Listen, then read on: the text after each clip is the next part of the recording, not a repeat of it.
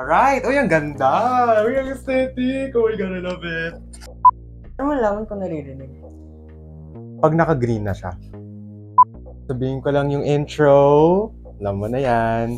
Sabihin ko na yung intro. Tapos pag sinabi ko na yung pangalan mo na Pacino. Tama? Pacino. Then doon ka na magsalita. Alright.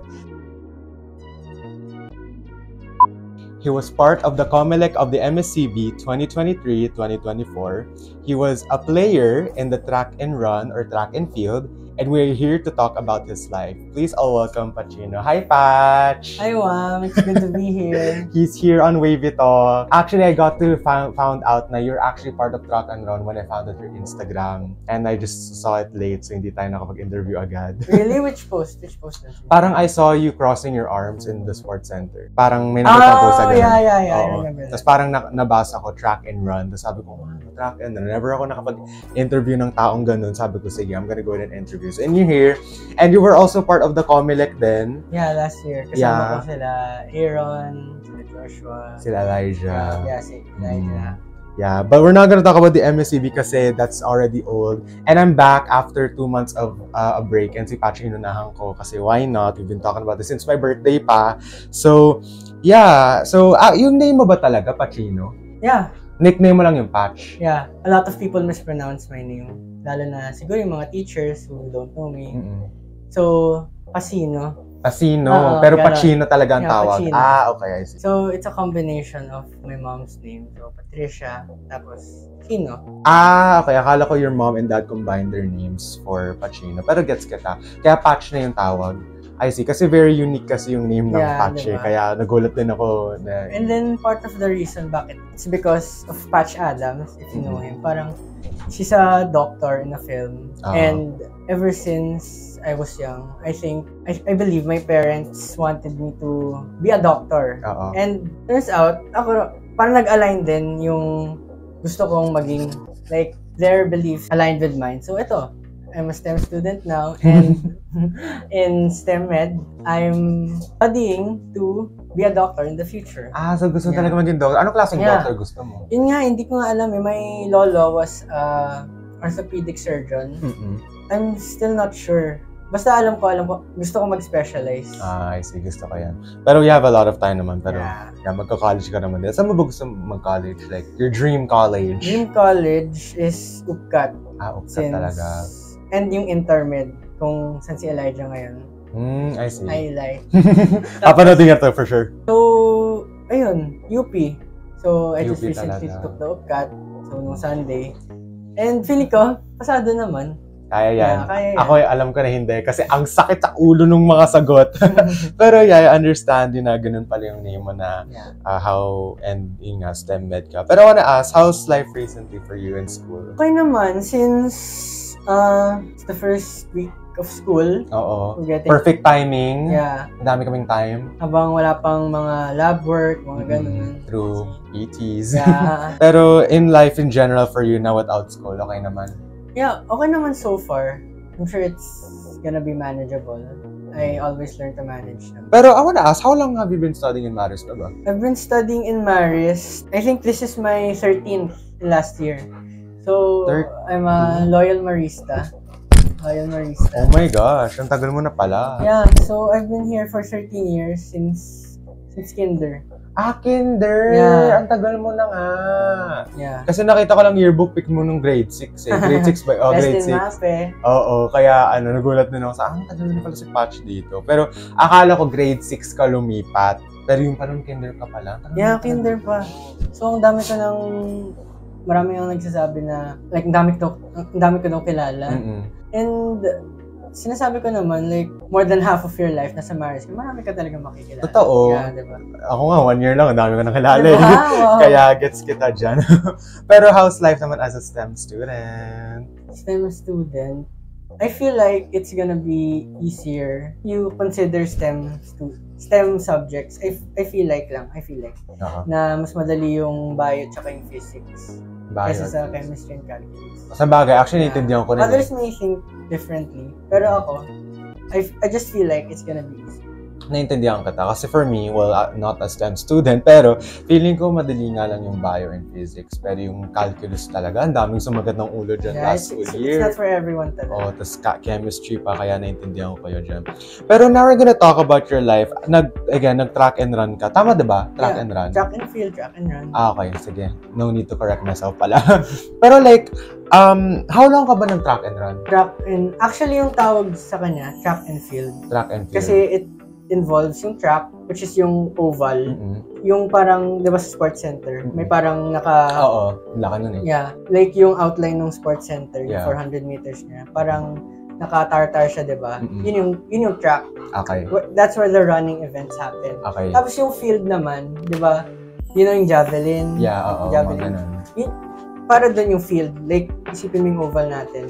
Yung parang yung area in the middle, it's for throwing events. Okay, gets it. Okay, now track and field, understandable. Alright.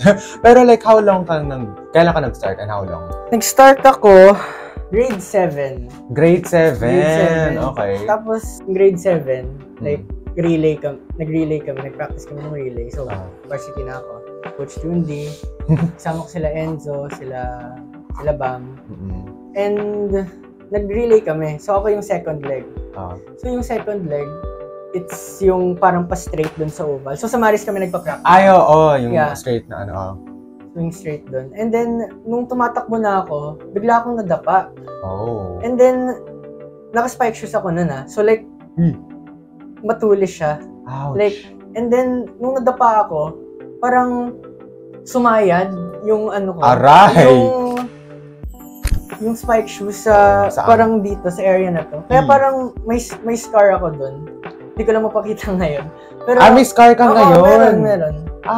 Okay. So, permanent na pala. Siya. Oh my God. Siya. So, na-hospital ka dun? Hindi ako na-hospital. Like, may scar lang talaga? Sinugod lang ako sa clinic. Okay. Si Kuya Gani pa nag-ano sa akin. Nag-atid. Grabe. Ang tulis. Di ba yung spike shoes for football din yan? Yung spike shoes for football, it's more blunt sa ends. More blunt. Yeah. Pero yung spike shoe, mas matulis siya kasi kailangan tumakit. Pag ginamit mo siguro yung track and field na spikes para sa football, mabubutas yung bola. Sa bagay. Kasi ang tulis niya. Yeah. So, when you fell na clinic ka, ano nang nangyari na? Like, I was scared. Sabi ni Kuya Gani, namumutla nga daw ako. Oh no. So, like, yun nga. So, unang ginawa, linagyan mo na ng alcohol. Parang yun, di siya masyadong masakit. Like, konti lang yung hapdi niya. Pero nung linagay na yung betadine, yun. Ba't baliktad? Ay, baliktad mo.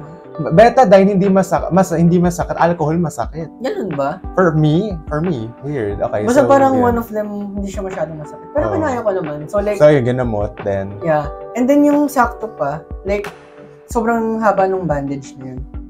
Actually. Grabe. Yeah, ang haba ng bandage na yun. So, and banda dito siya sa knee area. Kaya minsan tutuklap siya. Like kasi 'di ba, pag naglalakad ka.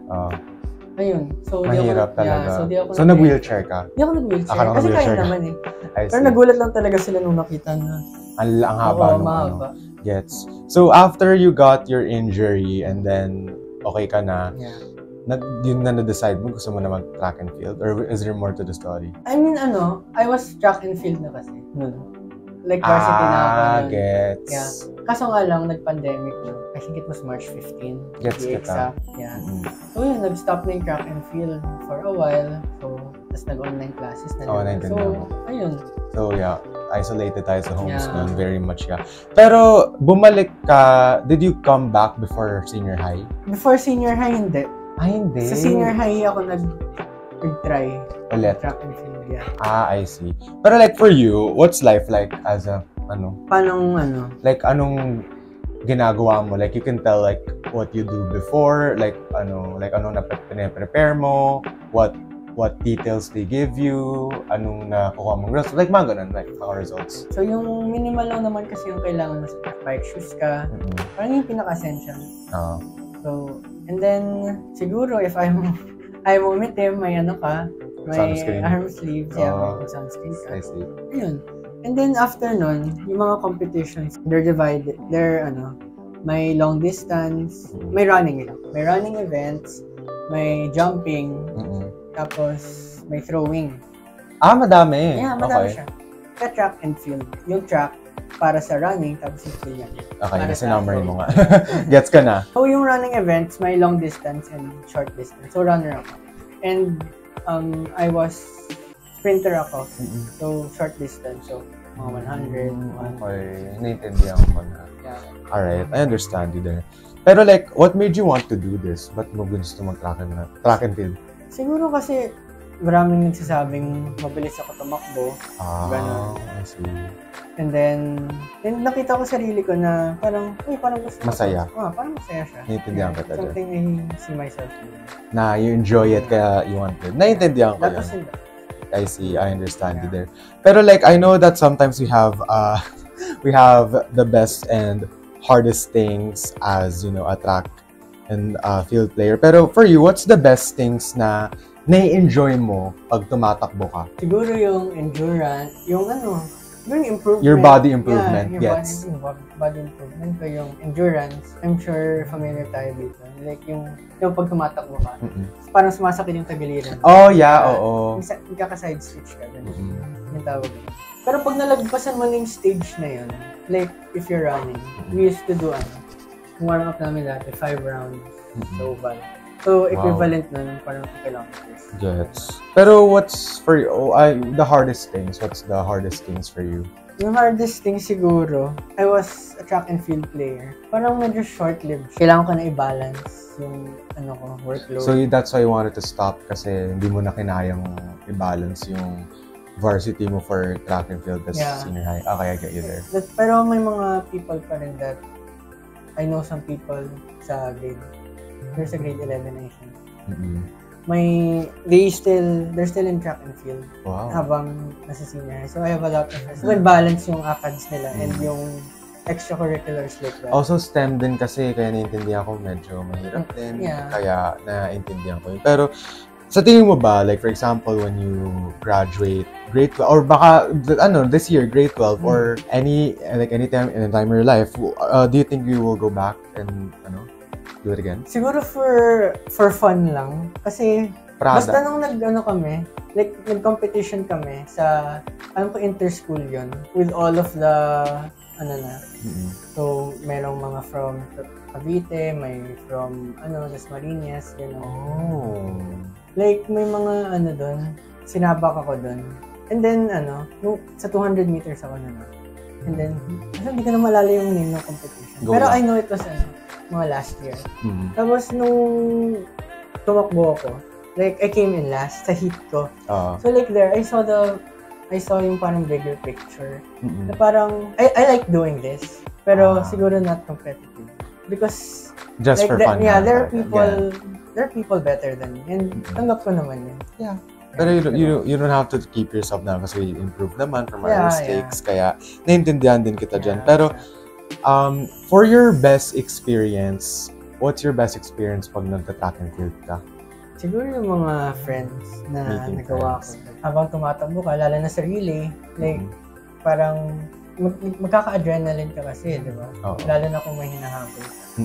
And like, if nanalo kayo, sa 4x1, parang, lalo na if nagka-medal ka, parang celebrate mo with yung mga kasama mo, yung mga team mo, gano'n. Naintindihan kita dyan. I get you there. Pero for your worst experience, I'm assuming it's where you got. Yeah, pero it was also parang learning experience. Like, mag-ingat. Like, always, parang safety first, gano'n. Pero kasi... Recommended ba mag-shorts? Shorts? Talaga, pag tatakbo kayo? Or pwede bang like, yung ganyan lang? Pwedeng pants, pero hindi yung ganito kasi makakonstrict yung movement mo. Like jogging pants, pwede yun? Jogging pants. Pwede, jogging nga eh. Jogging. Pero sa running pants. Siguro shorts. I mas see. ideal. Pero kasi nung nadapa ako, parang may hump dun sa ano. So parang kasalanan ng hump. Oo. Kasalanan Oo, ng may hump. kasalanan. Kaya mahaba Yeah. rin. Hindi mo na mapapakita Kasi paano mo papakita?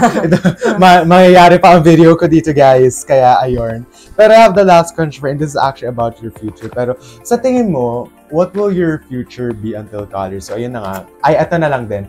Since we're graduating grade 12, before we answer the college answer, what do you want to do before you graduate grade 12? Before I graduate grade 12, sana I meet new friends, lalo na yung mga sa ano, di ba? May scholars Dami na rin kami, talaga. di ba?